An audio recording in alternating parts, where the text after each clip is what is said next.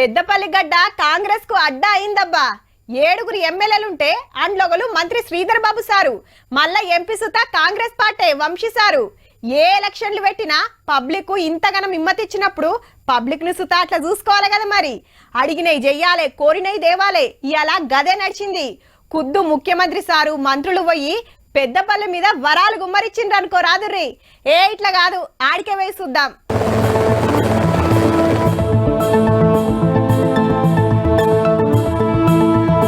పెద్దపల్లి మీద వరాలు గుమ్మరిచ్చినందుకు గింత జోరుగా ఎదుర్కొన్నారు ముఖ్యమంత్రి గారిని, మంత్రులను.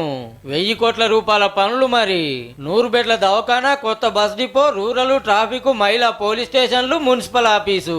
ఇక మంతిలో 50 బెడ్ల దవాఖానా, రామగుండంలో nursing college, sub station, PG junior college బంగ్లాలు, రామగిరి కిల్లా డెవలప్మెంట్.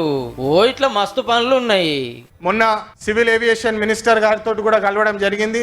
రామగుండం ప్రాంతంలో మంచి ఫెసిలిటీస్ తోటి ఒక ఎయిర్పోర్ట్ తీసుకొచ్చే బాధ్యత మాది, ఖచ్చితంగా చేసి తీరుతామని చెప్పి ఈ సభాముఖంగా తెలియజేస్తున్నాము. ఎన్టీపీసీ ఎక్స్పాన్షన్ కూడా కొలువులకు వచ్చిన వార్డ్ ఆఫీసర్లకు అపాయింట్మెంట్ లెటర్లు పంచి స్కిల్ యూనివర్సిటీకి కంపెనీలతో ఒప్పందాలు. అటెన్క డీట్ వెబ్ పోర్టల్ తెచ్చిండ్రు. డిగ్రీ చదువుతుండగానే ఈ వెబ్సైట్ లో వివరాలు నింపితే కంపెనీ వాళ్ళే ఫోన్లు చేసి జాబులు ఇస్తారట. సీఎం కప్ ఆటల పోటీలు చాలా అయినాయి. 10 సంవత్సరాల కాలం పాటు గత ప్రభుత్వాలు చెయ్యలేని పనులని ఒక్క సంవత్సర కాలంలో చేసే సంకల్ప బుద్ధితో ఈ రోజు శంకుస్థాపనలు ప్రారంభోత్సవాలు చేస్తా ఉన్నాం.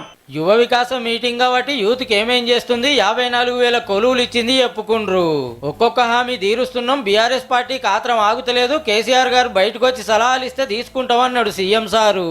కాళేశ్వరం ప్రాజెక్టు కోసం 1,02,000 కోట్ల రూపాయల కాంట్రాక్టర్లు మెక్కుతే, చంద్రశేఖరరావు గారు బుక్కితే కట్టిన కాళేశ్వరం కూలిపోయింది. రండి చంద్రశేఖరరావు గారు, శాసనసభకు రాండి, మీ అనుభవాన్ని తెలంగాణ ప్రజలకు పంచండి. మీ మేధావితనంతో ఎకరా ₹1,00,00,000 ఎట్లా పండించవచ్చో చెప్పండి. కులగణన సర్వేకు కేసీఆర్, కేటీఆర్, హరీష్ రావు సార్లు వివరాలు ఇస్తలేరట. మీరు బీసీ వ్యతిరేకులా, బీసీ ద్రోహులా? మీరు ఈ రాష్ట్రంలో లేరా? ఎవరైతే బీసీ కులగణనలో తెలంగాణ రాష్ట్రంలో పాల్గొనరో సామాజిక బహిష్కరణ చెయ్యండి వాళ్ళని అని చెప్పి నా బీసీ సోదరులకు నేను విజ్ఞప్తి చేస్తున్నా. ఆఖర్లు ఇంకో ముచ్చట చెప్పిండు. ఇక శ్రీధర్ బాబు గారు బెదిరిస్తారని చెప్తున్నాడు. కోకోకోలా ఫ్యాక్టరీని తప్పకుండా మీ దగ్గర తెచ్చే విధంగా మొన్న మెదక్లో కోకోకోలా ఫ్యాక్టరీని ప్రారంభించినాం. ఈ ప్రాంతానికి కోకోకోలా ఫ్యాక్టరీ కూడా తేవడానికి ప్రయత్నం చేస్తాం.